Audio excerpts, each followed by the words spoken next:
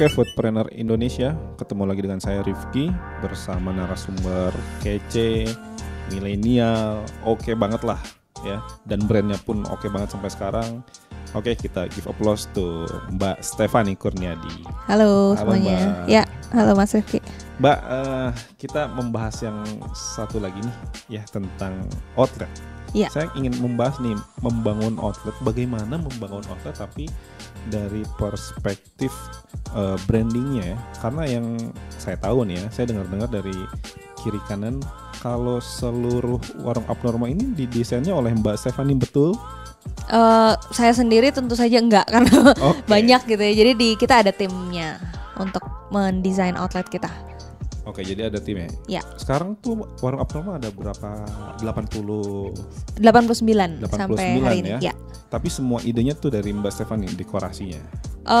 Itu kita kerjakan tim juga. Jadi sekarang kita memang ada tim arsiteknya, kemudian ada tim decorationnya. Jadi itu dikerjakan secara tim dari konsep sampai ke eksekusinya. Nah, saya tuh udah pernah visit nih Mbak beberapa, udah banyak sih yang di Jakarta, yang di Bandung, outlet warung abnormal ini.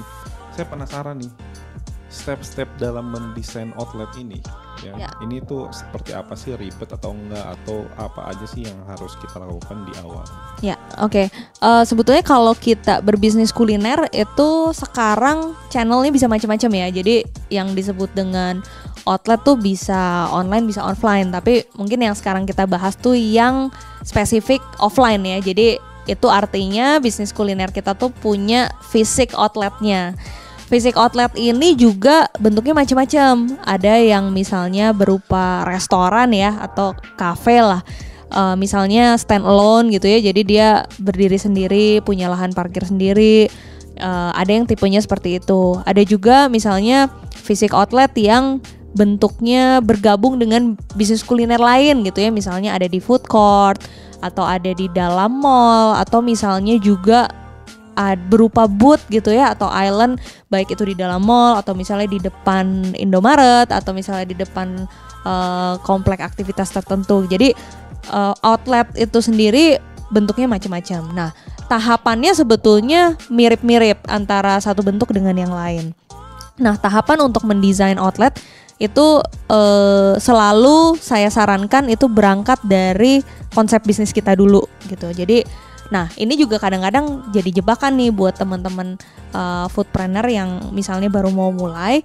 Kadang-kadang pada saat mau mendesain outlet, biasanya tuh kita langsung kontak nih ya, misalnya sama kontraktor atau sama desainer. Kemudian kita serahkan aja 100% ke mereka gitu. Nah, sebetulnya itu adalah salah satu yang bisa akhirnya jadi jebakan buat kita. Kenapa? Karena yang paling tahu bisnis kuliner seperti apa yang kita akan wujudkan tuh adalah kita sendiri gitu. Betul. Jadi PR terbesar yang harus dilakukan tuh sebetulnya ada di kita, bukan ada di mereka ya. Yang adalah kita mempelajari dulu nih konsumen kita tuh sebetulnya habitnya kayak gimana saat mengkonsumsi jenis kuliner kita ya. Karena kan orang mau makan di fine dining, orang mau makan di fast food, atau orang mau makan di cafe dessert atau coffee shop tuh beda-beda habitnya. Jadi kita harus pelajari dulu sebetulnya habit konsumen kita tuh pada saat ada di fisik outlet kita nanti seperti apa. Itu harus kita pelajari, kemudian kita rumuskan dulu. Terus kita juga perlu mempelajari kompetitor.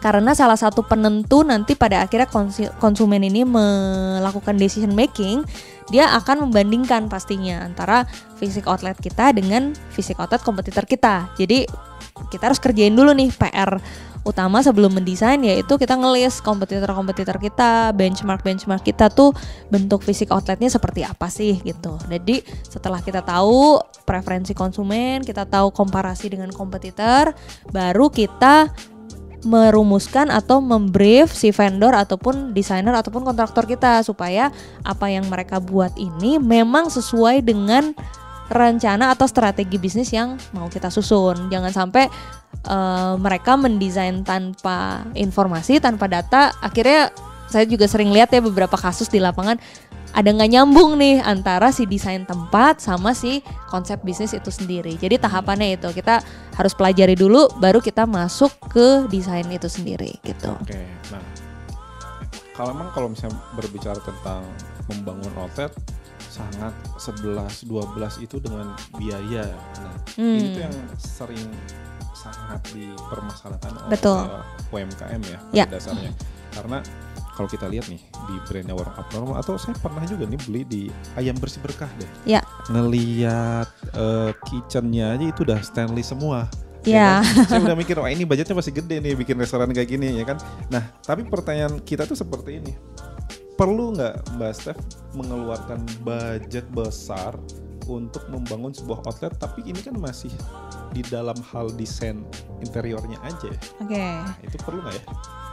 Ya, jadi sebetulnya memang kalau kita berbisnis kuliner saat ini kan opsinya banyak ya. Kalau misalnya kita bisnis kulinernya dengan membangun fisik outlet secara real, itu kita sering juga dengar nama model bisnisnya tuh brick and mortar ya. Jadi itu adalah salah satu kategori bisnis kuliner yang memang membutuhkan modal yang cukup signifikan. Tapi sebetulnya kalau mau memvalidasi produk dulu nih sebelum masuk ke kategori bisnis kuliner yang modalnya besar, sekarang banyak opsinya. Jadi kayak kita jual dulu di GoFood, misalnya kita produksi di rumah dulu gitu. Atau misalnya kita jualannya di Car Free Day dulu, jadi bentuknya booth. Itu kan modalnya tentu lebih kecil dibandingkan kita langsung sewa, kemudian kita langsung renovasi gitu. Nah, karena memang untuk merenovasi satu outlet itu biayanya signifikan, lumayan, itu makanya kita jangan underestimate yang namanya proses desain itu. Karena kita kalau ngedesain sesuatu yang salah dan nanti sudah dieksekusi, itu kan ada nilai uangnya ya, dan itu sayang, itu jadi satu kerugian lah. Makanya kita harus pada saat proses desain ini betul-betul concern itu sendiri dengan tadi yang saya bilang bahwa kita memang mempelajari market, kemudian kita pelajari juga kompetitor, dan kita melist secara spesifik dan detail apa saja sih yang kita inginkan ada di desain tempat tersebut. Nah, terkait budget gitu ya ataupun biaya, sebetulnya proses desain outlet ini kita bisa bagi dua. Dan kadang-kadang di teman-teman foodpreneur kadang-kadang suka kebalik-balik atau mix up gitu. Jadi ada proses desain, ada proses ngebangun gitu. Tapi kalau misalnya di industri biasanya kalau proses ngedesain tuh sama desainer interior atau sama arsitek gitu ya. Kemudian proses ngebangunnya itu sama kontraktor. Tapi pada implementasinya di industri seringkali dua proses ini pun ada dalam satu proses yang sama. Jadi kadang-kadang kontraktor yang kita hire itu biasanya selalu bisa termasuk melakukan desain. Jadi kalau di Indonesia terutama ya best practice-nya seperti itu. Dari hal desain juga, kalau itu juga tergantung dari skala bisnis kuliner teman-teman ya. Misalnya bisnis kuliner teman-teman skalanya udah lumayan scale up nih, misalnya udah ada 5 cabang, kemudian pengen misalnya cita-cita tahun depan jadi 20 cabang misalnya. Nah, itu juga tidak ada salahnya mulai berinvestasi punya desainer in-house, misalnya mulai dengan 1 orang dulu, karena itu akan sangat meningkatkan efektivitas untuk mengimplementasi standarisasi dari satu outlet yang sama ke outlet yang lain. Jadi setelah desainnya selesai, baru kita hire kontraktor untuk mengeksekusi si renovasi tersebut gitu. Nah, budgetnya ini pun sesuai dengan skala ya. Jadi kalau misalnya luasannya kita kecil atau misalnya boothnya juga ukurannya kecil, misalnya cuma 2 kali 3 meter persegi sama luas restoran yang 1000 meter persegi, tentu budgetnya akan berbeda, baik itu dari sisi budget desain maupun budget renovasinya, seperti itu. Nah, ini oke, next ke pertanyaan berikutnya. Ya. Warung Abnormal ini udah ada 89 ya. cabang, terus belum brand yang lain, ya kan? Berarti ini desainnya banyak nih, ya kan? Nggak tahu ya desainnya banyak atau enggak. Tapi pertanyaan saya gini, apakah 89 cabang Warung Abnormal ini desain interiornya sama ataukah beda? Harus sama atau harus beda? Bagaimana? Ya. Jadi balik ke prinsip proses pembangunan brand ya, bahwa kalau misalnya kita pengen konsumen kita ini mudah mengingat kita, kemudian brand kita juga semakin kuat, itu sebetulnya kita harus mengimplementasi satu identitas yang sama dan berulang gitu. Jadi sama dan berulang. Tapi kategori sama dan berulangnya ini kita bisa sebut dengan tema gitu. Jadi contohnya gini ya, kalau fisik outlet itu kita biasa bagi dua, jadi antara eksterior sama interior ya.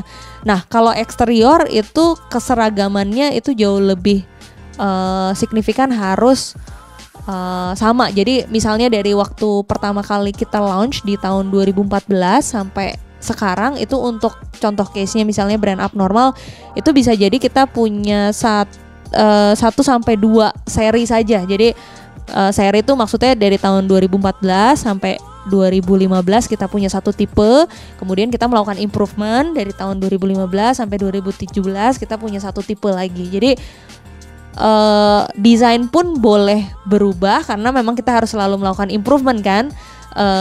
Dan berupa penyegaran juga, tapi tidak boleh berganti terlalu sering sehingga orang itu get lost gitu ya, lo kok beda-beda semua ya, akhirnya orang nggak kenal gitu. Jadi kalau dari sisi eksterior itu standarisasinya jauh lebih lama periodenya. Tapi kalau dari sisi interior, terutama misalnya case-nya Abnormal ya, karena berhubungan dengan tempat nongkrong sehingga kita harus menyajikan satu experience yang selalu segar gitu ya. Kita pengen orang datang ke satu tempat yang ini, kemudian dia datang lagi ke tempat yang lain walaupun ada di dalam satu kota, dia tetap mendapatkan feel yang berbeda tapi dengan tone yang sama gitu. Contoh tone tuh misalnya Abnormal ini karena konsepnya adalah coffee shop, jadi kita tidak pernah lari dari kenyamanan coffee shop. Jadi nggak mungkin kita desainnya seperti fast food gitu. Jadi tone itu tetap harus sama, tapi bukan berarti kita hanya menggunakan warna yang sama terus atau menggunakan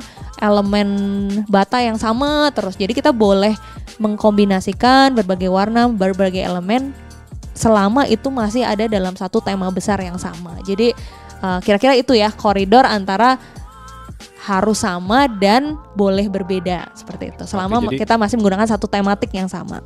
Tone yang sama tapi desain boleh berbeda. Betul. Jadi keseluruhan Warung Abnormal ini warnanya sama, konsepnya sama. Secara detail desainnya itu berbeda-beda. Ya. Oke, sangat menarik. Nanti kita lanjutkan tetap di Foodies Podcast.